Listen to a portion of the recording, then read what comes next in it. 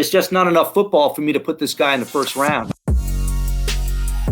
Let's move on to quarterback number 4, and this is one that I think this is going to be really interesting as we get closer to the draft, right? And this is Trey Lance, 6'4", 226, North Dakota State. You know, there's some comparison of him to Taysom Hill, and you know me, I love Taysom Hill. Not only am I a president of the Taysom Hill fan club, I created it. This young man is just really unbelievable. Flick of a wrist, can throw the ball 90 yards, right? Athleticism through the roof. Already, we have heard analysts as well as some football folks just fall in love with this young man. But there's a huge red flag here.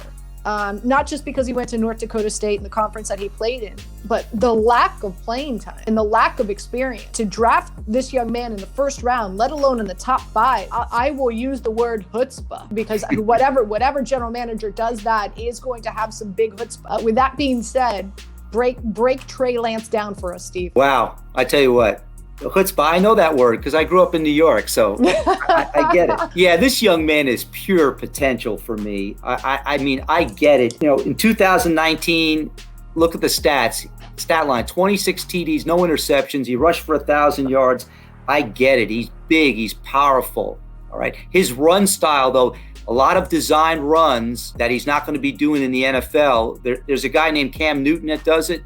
And to me, that's what I like in his run style too, that quarterback power, the quarterback draw. You know, this guy is the biggest, fastest, strongest guy in the league that he plays. Is that going to translate to the NFL? You know, the one game he played this year, look at that stat line, 15 for 30, 149 yards. He threw a pick. To me, this is a pure potential pick. I don't see this guy ready to play in the National Football League. If I was a general manager, I would pass on him. And if this guy became a Pro Bowler or a Hall of Famer, God bless him.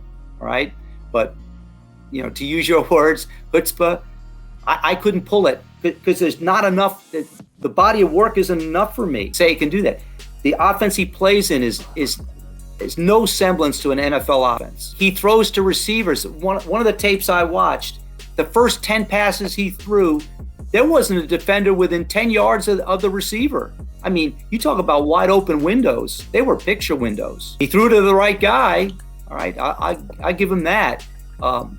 But the level of competition, his experience, the style of offense, I could never take this guy in the first round. Maybe if you had an extra pick and you didn't need him right away, and it was one of those situations where you could sit this guy for a year. Take a great talent like Steve McNair. Steve McNair was unbelievable college football player. He was a great college. He dominated the lower level of comp with nobody around him. They knew what they had at Tennessee. They sat him for a year. Hey, sit and watch.